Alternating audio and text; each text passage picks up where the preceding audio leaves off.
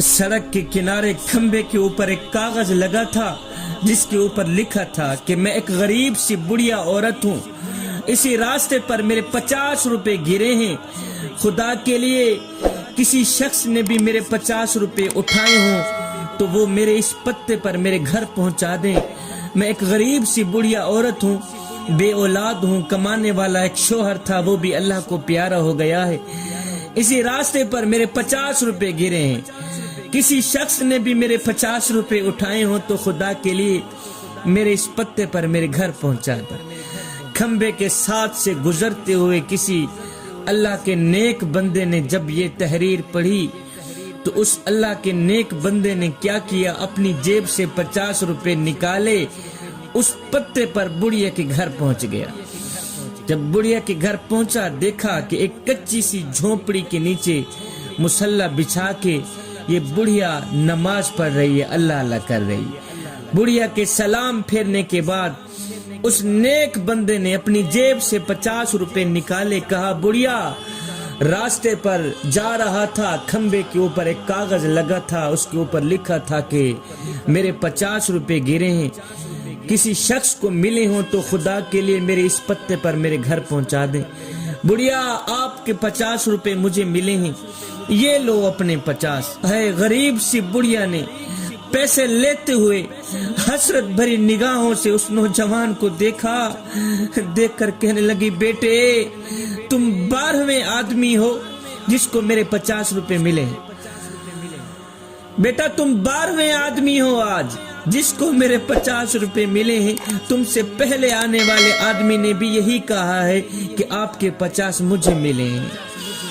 बेटा उससे पहले आने वाले आदमी ने भी यही कहा कि बुढ़िया आपके 50 मुझे मिले हैं। उसके बाद बुढ़िया ने दोनों हाथ उठाए, आसमान की तरफ देखा, रो कर कहने लगी, ओ मेरे करीम रब, मैंने तो तुझसे सिर्फ एक रोटी मांगी थी और तूने कई रोटियों के पैसे दे दिए। इमाम गजाली की रूह तड़पी, रो कर कहने लगे, बुढ़िया तू मेरे करीम रब की सखावत से वाकिफ नहीं हुई।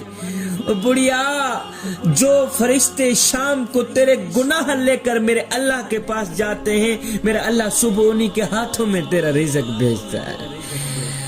ऐ बंदे आजा उस करीम रब की चौखट पर जो अपनों का भी ख्याल रखता है, जो गैरों का भी ख्याल रखता है।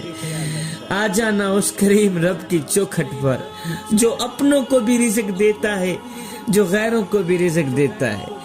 क्या कभी ऐसा हुआ है कि मेरे करीम रब ने अपनों के घरों में रहमत की बारिश बरसाई हो और गैरों के घरों में ना बरसाई हो? क्या कभी ऐसा हुआ है कि अपनों के घरों में मेरे करीम रब ने रोशनी का चिराग जलाया हो और गैरों के घरों में ना जलाया हो? कभी नहीं हुआ ना। शबीर कमर बुखारी, जो खुदा रात को दरख्तों की टहनियों पर बैठे परिंदों को नींद में गिरने नहीं देता, वो तुझे और मुझे कैसे बेयार और मददगार छोड़ सकता है। जवानों, हर वक्त हर घड़ी हर लम्हे अल्लाह का शुक्र अदा किया करो। उसका रिज़्क खाएं तो उसके गीत भी गाएं, शुक्र अदा करें। नमाज पढ़ें तो शुक्र अदा करें।